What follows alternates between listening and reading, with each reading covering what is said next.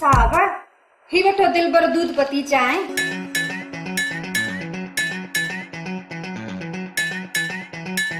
हाँ ही छा आहे? साहब चांहि आ। वाह त मूंखे बि ख़बर आहे त चांहि आहे, पर ॾिनी छा में अथई? साहब कोपा को कोरो थोड़ी आ जो तव्हां छिरक था भरियो। लाली कोप आहे, इहो मां बि ॾिसां पियो, पर ही कोप भंगीअ जो आहे। छा हेॾे करे सेठ साहब भंगीअ जो कोप आ त पोइ भंगी वीचारो कावड़जी न पवंदो सेठ साहब।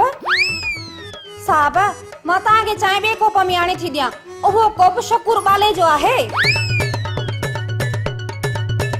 भंगीअ जे कोप में चांहि पीअंदुसि त भंगी कावड़ कंदो? जेका कावड़ मूंखे करणु खपे उहा वरी भंगी कंदो? ॻाल्हि सम्झ खां ॿाहिरि आहे। सेठ साहब हा हा हा हा हा जेका ॻाल्हि सम्झ खां ॿाहिरि हुजे न उन ते सोचण माना पंहिंजे दिमाग़ मां धुआं कढण जे बराबरि अथई।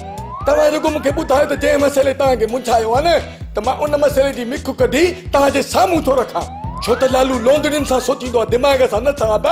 लालीअ मूंखे भंगीअ जे कोप में चांहि ॾिनी ऐं तव्हांखे चई त भंगी कावड़जी पवंदो? हा पर तोखे कीअं ख़बर पई? साहब इहा इंसान जी आदत आहे, जॾहिं असांजे कोप में भंगी चांहि पीअंदो त नाराज़ थींदा आहियूं न, पोइ जॾहिं असां हुन जे कोप में चांहि पीअंदासीं त हू नाराज़ कोन थींदो। ऐं जेके असांजे कोपनि जा मसइला आहिनि न उहे असांखे कोपिन जे ज़रिए हल करणु खपनि। अड़े मूंखे त कुझु सम्झ में ई न आयो। बाबा मूं तव्हांखे सवेल ॿुधायो न, तव्हांजो ॾोह न आहे, तव्हां दिमाग़ सां था सोचो, लालूअ वांगुरु लोंदड़ियुनि सां सोचो, लोंदड़ियुनि सां। हण कोप खे काठ में, मूंखे हिसाब किताब ॾे। हिसाब किताब? साहब हिसाब किताब त सभु ॾींदा, केरु हिते रहंदो ई कोन।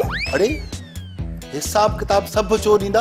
बाबा क़यामत ॾींहुं सभिनी खां हिसाब किताब थींदो या न? उहो त कहिड़ी बि हालत में थियणो आहे, केरु मञे या न मञे, पर मां तोखां पंहिंजे घर जे सामान जो हिसाब किताब थो वठां जेको तूं ख़रीद करे आयो आहीं। हा हा उहो हिसाब किताब थियो पियो आहे, हाणे ॿुधंदा वञो ऐं पंहिंजे लोदड़ियुनि में लोड कंदा वञो। ॿुधाए सब्सक्राइब कयो असांजो ऑफिशियल यूट्यूब चैनल सिन टीवी HD ड्रामा ऐं वधीक अपडेट लाइ बेल आइकन खे क्लिक करियो।